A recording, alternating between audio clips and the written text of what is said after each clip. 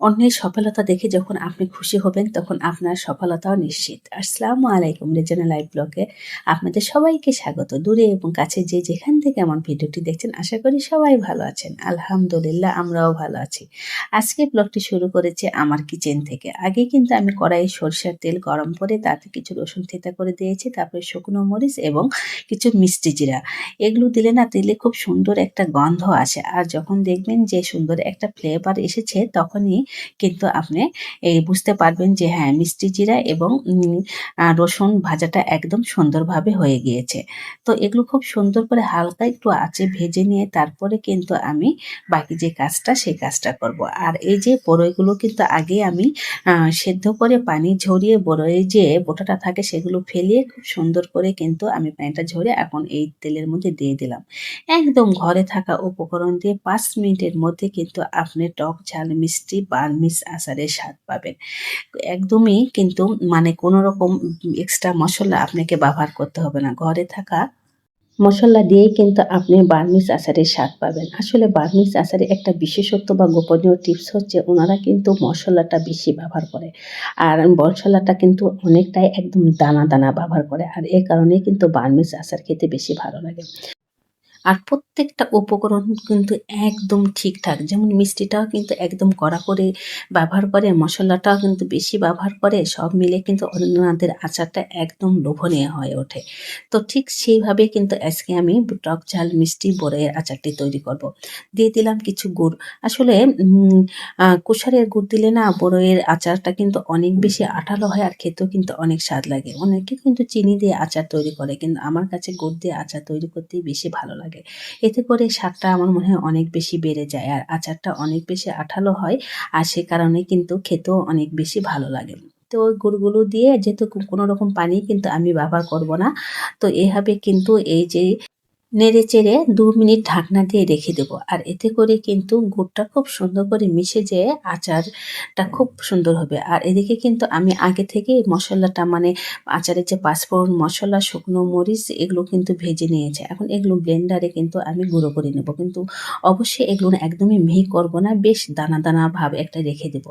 আর এই দানা, দানা ভাব দিলেই কিন্তু আচারটা অনেক বেশি টেস্টি এবং খেতেও কিন্তু অনেক, অনেক বেশি মজা হয়ে যায়। আসলে মানে বড়ইয়ের আচার কিন্তু আমরা সবাই করতে পারি। কিন্তু ২-১ টা টিপস যদি আপনি ফলো করবেন তাহলে দেখবেন আপনার আচার কিন্তু অন্যদের আচারের চাইতে অনেক বেশি মানে এবং দেখতেও কিন্তু অনেক কম বেশি হয়ে যায়। আর এই যে আমি যে পাঁচফোড়নটা কিন্তু আমি একদমই মানে দানা, দানা করে ব্লেন্ড করে নিয়েছি। বেশ কিছু মসলা কিন্তু আমি দিয়ে দিলাম। আর এতে করে কিন্তু বার্মিজ আচারের স্বাদটা পাওয়া যাবে। বার্মিজ আচার আপনি খেয়াল করে দেখবেন তারা কিন্তু প্রচুর মসলা ব্যবহার করে। এমনকি প্যাকেটের গায়ে কিন্তু অনেক মসলা লেগে থাকে।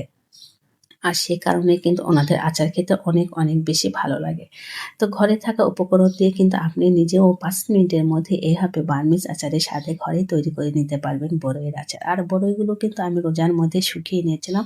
খুব ভালো করে বড়ইগুলো শুকিয়ে নিয়েছি। আর সে কারণেই কিন্তু এই আচারটি মানে বছর জুড়েও থাকবে, একদমই নষ্ট হবে না। আর আমি কিন্তু আচারে কোনো রকম সিরকাও ব্যবহার করি নাই।